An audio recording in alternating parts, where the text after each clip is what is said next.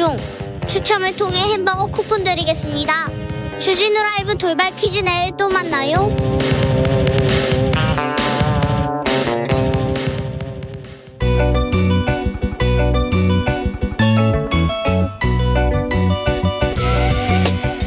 한층 날카롭다, 한결 정확하다, 한편 세심하다. 밖에서 보는 내밀한 분석, 정치적 원의 시점. 오늘의 정치권 상황 원회에서 더 정확하게 분석해드립니다. 최민희 전 더불어민주당 의원 어서 오세요. 안녕하세요. 불굴의 희망 최민희입니다. 그리고 김용남 수원시장 국민의힘 후보 어서 오세요. 네, 안녕하세요. 호기심 천국 김용남입니다. 호기심 천국 김용남 의원께서는 그러니까 후보가 되셨어요? 예, 지난 토요일 날 공천이 확정됐습니다. 네, 축하드립니다. 감사합니다. 최민희 의원께서는요? 저희는 경선이 시작될 것 같습니다. 근데 네. 더 이상 얘기 안 하겠습니다. 네, 알겠어요. 네. 자, 청문회가 파행됐네요. 내일은 하겠죠. 근데 왜 이렇게 파행됐습니까? 그래서 자료 제출 문제라고 합니다. 근데 네. 자료 제출인데 저는 자료 제출 요구가 많았다 이런 국민의힘 주장에 대해서는 자료 제출 요구가 많은 건 그만큼 요구할 자료가 많았다는 거라 국회의원이 자료 제출을 많이 요구한다는 것은 그만큼 입법 활동 혹은 청문 활동을 꼼꼼히 하는 거라 칭찬해야 될 것 같고요. 그런데 핵심. 그러면 그 많은 자료 중에 어떤 자료가 안 와서 파행됐냐 두 가지입니다. 네. 첫째가 김앤장에서 바로 직전까지 18억 고문료 총 받았잖아요. 네, 그러면 20억 가까이. 김앤장에서 어떤 활동을 했는지 지금 업무 내용을 내놔라 그랬더니 못 내놓겠다 이렇게 됐다는 겁니다. 그거 중요한데요. 예, 그거랑 두 번째는 부동산 계약서를 내놔라 그랬더니 없다. 그래서 부동산 정보원이 있지 않습니까? 그러면 부동산 정보원에 있는 기록을 보겠다고 했더니 개인정보 미동의로. 예. 그래서 부동산 정보원에서는 본인이 동의하지 않아서 자료를 줄 수 없다. 이 두 가지가 핵심이더라고요. 이건 줘야죠, 김용남 의원님. 일단 부동산 계약서 내놓으라는 거 중엔 40년 전에 이루어진 부동산 계약에 대한 계약서 찾아내라는 내용도 있고요. 그리고 김앤장에 지금 4년 6개월 정도 근무를 했는데 최근에 네. 5년 가까이 근무했는데 5년 동안 뭘 했는지 적어내라는 게 그게 가능한 요구인가요? 그리고 40년 전은 어려워도 4년 동안 5년 동안은 그건 가능한 거 아닙니까? 5년 동안 뭘 했는지를 어떻게 다 적어내요? 아니 무슨 큰 일을 어찌 했는지는 물어볼 수 있지 않습니까? 물어봐야죠. 당신 글쎄요. 거기서 1년에 5억씩 받았는데 그거 뭐 하면서 받았어? 뭘 했는데 이건 물어봐야 될 거 아닙니까? 국민 입장으로 궁금한데요. 그리고 전체적인 지금 자료 요청 건수가 여타 후보 그러니까 지금 문재인 정부에서 그 인사청문회에 나왔던 후보자들이 요청받은 자료 요구량의 대략 4배 내지 5배를 요구를 했어요. 민주당에서. 네. 이걸 어떻게 다 준비를 해요? 그리고 자료 제출에 대해서 매우 미흡했던 그 후보자들 예를 들어서 박영선 중소기업 벤처부 장관 후보자 같은 경우에도 청문회 그냥 했거든요. 자료 안 내놨어요. 저기요. 박영선 후보도 그때 대부분. 저는 지금은 윤석열 내각 검증의 시간입니다.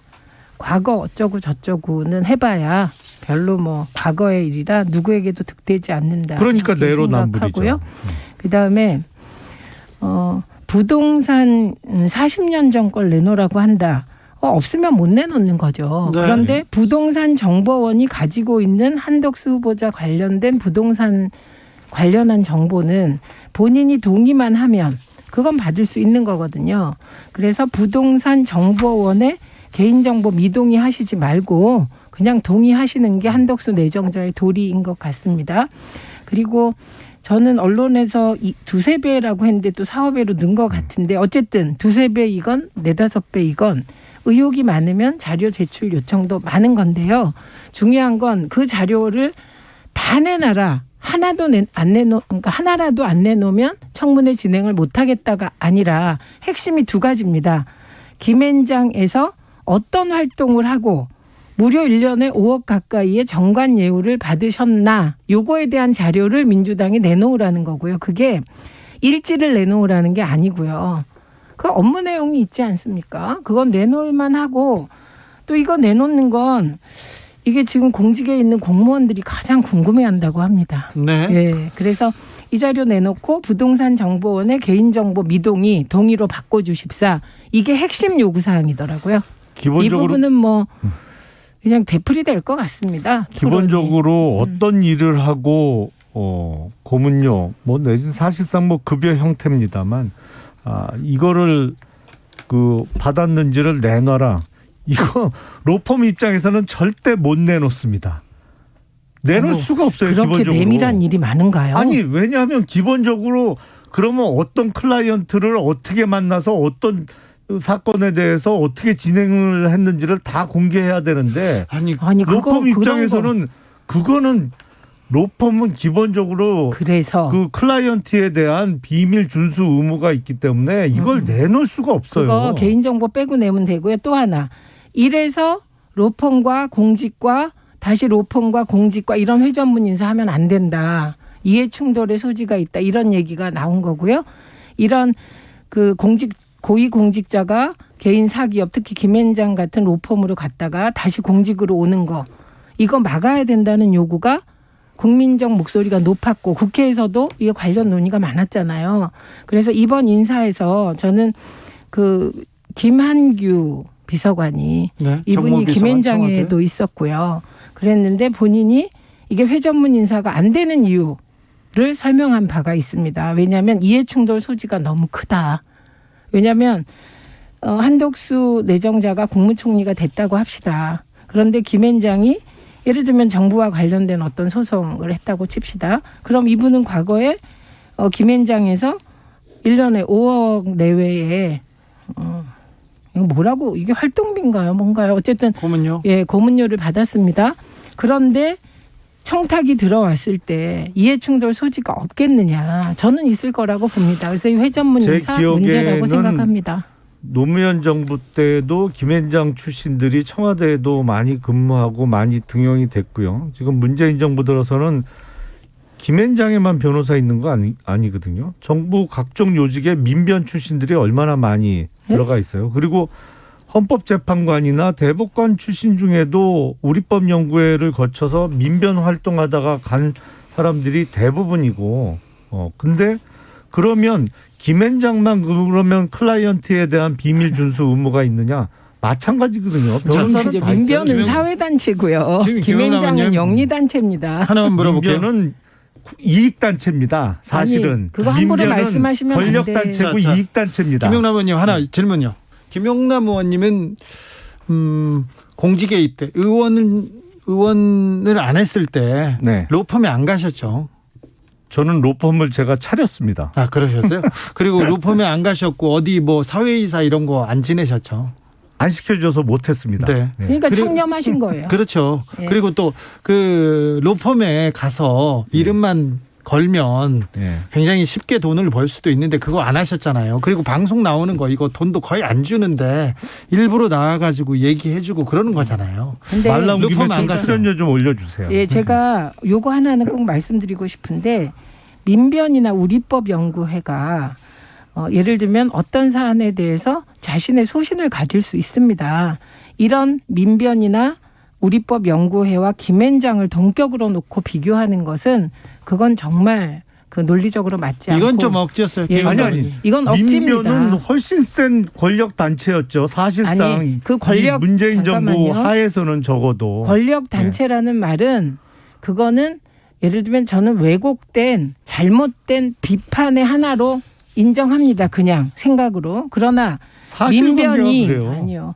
민변 자체가 이익단체라든가 기업이 아니잖아요. 그런데 김앤장은 로펌으로 영리를 추구하는 곳입니다. 그래서 이해충돌 여지를 얘기할 수 있는 거고 민변이나 우리법연구회는 이거는 뭐 사회 단체이기 때문에 이거를 동격으로 놓고 비교하는 건 논리적으로 큰 오류다. 요건 정리하고 넘어가겠습니다.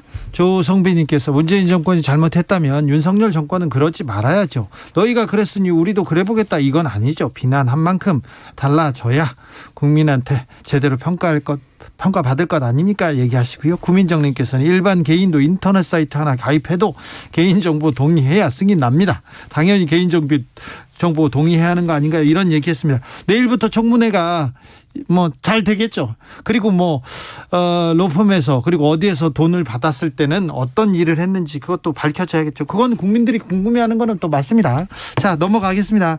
박병석 국회의장 중재로 검찰 수사권 폐지 법안이 중재안이 받아들여가지고 의원들이 뭐 총회에서 박수치고 추인했어요. 원내대표 합의 끝났고, 그런데 주말 새에 갑자기 백지화되고 있습니다. 요거 어떻게 된 겁니까, 김용남 의원님? 사실은 이 합의를 한 권성동 원내대표가 저하고는 개인적으로 인연이 깊어요. 깊죠. 뭐 검사 선후배에다가 지금 아니 그냥 선후배도 아니고 20년 전에 광주지검에 근무할 때 제가 그 부의 수석 검사였는데 바로 제 위에 소속 부장이었어요. 아, 그래요? 예, 권성동 당시 부장검사 바로 밑에 제가 수석 검사를 했거든요. 그것뿐만 아니라 19대 국회에 있을 때 같은 환노위에 있으면서 상임위가 갔다 보니까 상임위도 바로 옆자리, 본회의장도 바로 옆자리. 뭐 그래서 제가 모르는 거 있으면 많이 여쭤보고 했는데 대부분 저하고 의견이 일치를 했어요. 네. 그래서 그때 소위 김영란법이 본회의장에 올라왔을 때 딱 4명이 반대표를 던졌거든요. 나머지 다 찬성하고 그 4명 중에 2명이 저하고 당시 권성동 의원이었습니다. 네. 근데 결정적인 순간에 의견이 달라지는 경우가 있더라고요. 이번 경우였군요. 첫 번째는 사실 박근혜 대통령 탄핵 때 저하고 완전히 의견이 갈렸고, 탄핵을 주도한 검사 역할을 하셨죠. 법사위원장으로. 그때 법사위원장으로서 그런 역할을 할 수밖에 권성동 없었고요. 의원께서. 그리고 이번에 검수완박법도 저는 저 같으면 절대 합의 안 합니다. 이거 합의 못 합니다.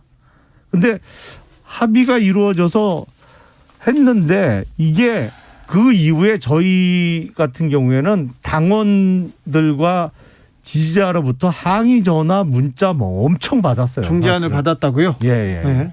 네, 그래서 뭐 사정 얘기를 해주셨는데 냉정하게 보면 삼권 분립 훼손 현상이 우리 눈앞에서 일어나고 있는 겁니다. 이게 무슨 얘기냐면 윤석열 당선인 윤심이 이번 협의를 박병석 의장 중재안을 거부한 것이 아닌가 싶습니다. 그래서 이것이 한동훈 법무부 장관 내정자도 같은 입장이 됐고, 또 진짜 이상한 것은 이준석 대표가 갑자기 총대를 메고 나선 이 부분입니다. 그렇죠. 그리고 이준석 대표에 대해서는 여러 가지 의혹의 시선들이 있더라고요. 네. 본인이 겪고 있는 어려움을 이번에 총대 매물로써 혹시 모면하려고 하는 것이 아닌가 하는 의혹, 이건 지켜보면 될 것 같고요. 그래서 권성동 원내대표가 어려운 처지에 빠졌다. 왜냐하면 권성동 원내대표는 본인이 그 구절을 다 불러줄 정도로 했다는 취지의 말까지 언론에 했거든요. 그런데 본인이 지금 덧붙여서 경제부패 외에 공직자와 선거까지도 남겨야 되는 게 아니냐 하는 얘기를 또 하고 있더라고요. 언론 네. 보니까. 말을 바꾸고 있습니다. 예, 이렇게 말을 바꾸는데 첫 번째 지적은 본인의 공이라는 듯 얘기해놓고 입장을 바꿀 땐 사과를 하셔야죠. 저는 이 대목이 아주 불쾌했습니다. 사과하셔야 되는데 그것 없이 그냥 해도 되는 것처럼 또 말을 바꾼 거. 두 번째는 그러면 윤심은 왜 이렇게 늦게 두둥 떴나. 왜냐하면 그 권성동 원내대표는 윤핵관 핵심인데 네. 윤심 파악도 안 하고 그럼 합의했겠습니까? 아니 얘기했겠죠. 예, 그래서 저는 지금 이 상황은 박병석 중재안에 대하여 민주당도 지지자들의 비난에 직면해서 몸살을 앓고 있습니다. 네. 게다가 민주당의 철험회의 그 초선 의원들의 경우는 지도부에 대해서 강하게 비토하고 있어요. 그럼에도 불구하고 민주당은 박병석 의장 중재안을 끝까지 지도부가 받겠다고 고수한 겁니다. 네. 비난을 감수하고. 그런데 국민의힘이 협치하면서 박병석 중재안을 거부하고 나선 것은 삼권 분립 훼손으로 볼 수밖에 없다. 윤심의 뒤늦은 작동. 사실 이거는 윤심하고 아무 상관없어요. 제가 아닙니다. 오늘 보기엔 입장을 밝혔습니다. 민심을 반영한 겁니다. 그러니까 민심을 세세하게 미처 파악을 못한 거예요. 이거에 대한 역풍이 얼마나 셀지를, 특히 핵심 지지층 당원들의 반발이 얼마나 셀지를 이 정도 수위가 높을 거라고는 예상을 못한 것 같아요. 그리고 김영남님, 검찰 개혁에 대해서 국민들이 관심이 없다면서요. 민심하고 상관이 없다면서요. 지난번에 그러셨어요. 민주당이 지금 밀어붙이게 한다고 그러셨어요 지금. 아니 민주당이 밀어붙이는 거는 검찰 개혁이 아니고 검찰 개혁이라고 제가 매번 말씀을 드리잖아요. 이게 어떻게 무슨 검찰 개혁하고 뭔 상관이 있어요? 아니 사실은 그러면 그리고 의총에서 왜 이거 의총에서 추인하셨냐고요. 그러니까 민심 파악을 못한 거라니까요. 그러면 다들. 민심 파악 못한 데 대해서 먼저 진솔한 사과하고 이미 사과를 했습니다. 사실은 박병석 의장께 사과를 해야지. 뭐 개인적으로 사과는 뭐 따로 드릴지 말이 모르겠습니다. 됩니까, 공개적으로 지금 이미 태도가. 사과를 여러 번 드렸고요. 사실은 이렇게 누가 검찰 수사권을 없애는 법안을 국회에서 통과시키는 건 입법 독재예요. 이거 상식적으로 맞지 않습니다. 의원님. 절대로. 입법 독재가 뭡니까? 국회가 법 만드는 게 입법 독재입니까? 법도 그 내용에 있어서 상식에 부합해야 되는 거고 우리 헌법 체계에 맞아야 되는 거죠. 국회에서 국회의원이라고 마음대로 법을 통과시키는 것 자체가 입법 독재예요. 이거는. 이 삼권 분립 훼손성 아니, 발언을 마구 남발하십니다. 여야 합의로 원내대표가 합의를 하고 의원총회에서 추인을 했잖아요. 그 내용 자체가 문제라니까요. 그러니까 합의된 내용 자체가 헌법 위반이에요, 사실은. 자, 그러면 이거는. 그럼 국민의힘도 헌법 위반을 했고 민주당도 헌법 위반을 같이 한 거네요. 아직 통과는 안 시켰으니까 네. 위반할 뻔한 거죠. 둘 다 국민의힘도. 예. 그래서 저는 정치가 이렇기 때문에 국민의 외면을 받는다고 생각합니다. 네. 그리고 그동안에 협치하던 언론은 다 뭐 하고 있습니까? 저는 박병석 의장의 중재안은 네. 여야가 한 발씩 양보해서 네. 양당 지지자들의 반발을 무릅쓰고 네. 협치 정신을 발휘해서 지금 이 시점 타협안을 만든 거라고 생각합니다. 그런데 그 타협안을 여야가 의총에서 추인까지 해놓고 윤석열 당선 윤심이 뒤늦게 작동했는지 한동훈 법무부 장관이 반대하고 나서고 검찰이 반발하자 갑자기 곧 여당이 모든 걸 백지하고 나서면 그건 협치를 짓밟는 것이며 윤심이 직접 작동돼서 국회의 입법권을 무시하는 것으로 삼권 분립 훼손이라고 왜 언론이 말하지 않는지 정말 언론에 묻고 싶습니다. 제가 지난주에 말씀드린 내용이 뭐냐면 이렇게 검찰 수사권을 완전히 박탈하거나 뭐 1년 6개월 후에 박탈하나 뭐 4개월 후에 박탈하나 결국에는 없어지는 건데 그렇게 되면 가장 큰 수혜자는 누구냐? 1번 이미 큰 죄를 저지른 사람이에요.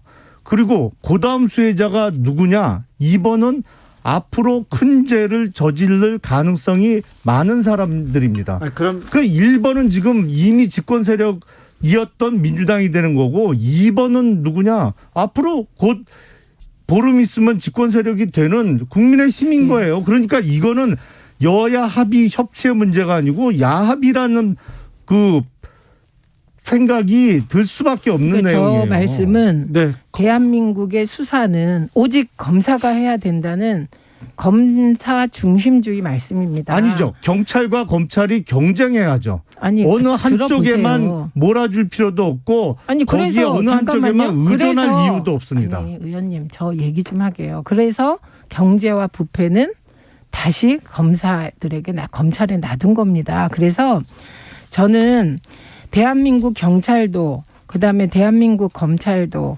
대한민국의 사법기관의 하나이기 때문에 이것은 지금 이 시점에서는 검찰이 가지고 있는 막강한 권한을 제3의 기관으로 이게 나누는 것이 그게 국민 인권을 보호하는데 훨씬 더 유익하다고 생각합니다. 그런데 중요한 것은 지금은 절차상의 문제를 상권 분립 훼손을 지금 곧 여당이 될 국민의힘과 윤석열 당선인께서 하고 계신 겁니다. 삼권 분립을 훼손해서는 안 이게 되죠. 삼권 분립 훼손하고 뭔 관계가 당연하죠. 있죠? 국회가 여야가 합의해서 의장이 나서서 만든 중재안을 이거를 갑자기 일방적으로 지금 인수위 그다음에 한동훈 내정자 네. 게다가 오늘은 윤 당선인도 한 말씀 하셨더라고요. 예, 예. 나서서 중단시키고 뒤집으려고 하는 것이지 양당 원내대표가 않습니까? 합의했다가 의총. 의총에서 부결되거나 아니면 그 이후에 합의가 결렬된 거는 여러 번 있습니다. 아니요. 이미 의총에서 추인됐잖아요. 여러 번 있어요. 의총에서 그게. 추인됐잖아요. 이 사안은. 조혜숙님께서 당대당 합의를 한 건데 손바닥 뒤집는 건 무슨 경우인가요? 가족회의도 이렇게 두서없진 않습니다. 얘기했고요. 4988님 권력 싸움 좀 그만하세요. 민생을 위한 정치 좀 해주세요. 김진만님 민심이 이틀 만에 파악되나요? 이렇게도 물어봤습니다. 자, 마지막으로 민주당 비대위에서는 조국 사과하라 이런 얘기가 나왔습니다. 어떻게 우선 보셨어요? 이걸 언론이 거두절미하고 조국 사과라고 쓰니까 지금 문제가 되는데 정확하게 박 비대위원장의 워딩은 윤석열 내각을 철저히 검증하기 위해서는 비슷한 일이 있었던 조국 전 장관이 사과해야 된다더라고요. 그리고 40분 만에 조국 장관이 사과했습니다.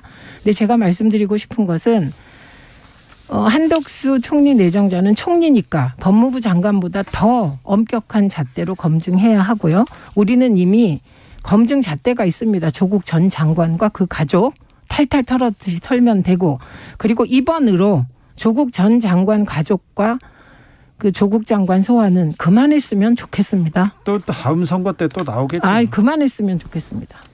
김영남 의원님. 글쎄 한덕수 지금 후보자하고 조국 전 장관의 사례는 비교할 수가 없죠. 전혀 공통점도 없고 사안도 전혀 틀린 데다가 지금 김앤장에서 4년 6개월 동안 받은 고문료를 갖고 자꾸 민주당에서 엉뚱하세요. 시비를 거시는데 이거는 사실 시비거리가 안 돼요. 그러면 정호영 내정자 털탈 터시고요. 그다음에 딸아들 비리 연관되어 있는 모든 내각 후보를 탈탈 터시고요. 그다음에 조국 전 장관 처음 시작한 권력형 비리라는 매도 그리고 사모펀드 관련 의혹처럼 그 모든 관련 의혹들을 윤석열 내각을 철저하게 검증하는 시간이 정호영 되기를 후보자에 대해서는 기대합니다. 경찰에서 수사를 개시했다고 하니까 수사 이제 하겠죠. 네. 예. 하겠죠? 네. 여기까지 하겠습니다. 최민희, 김용남, 최민희 두 분 고생하셨어요. 네, 고맙습니다. 고맙습니다.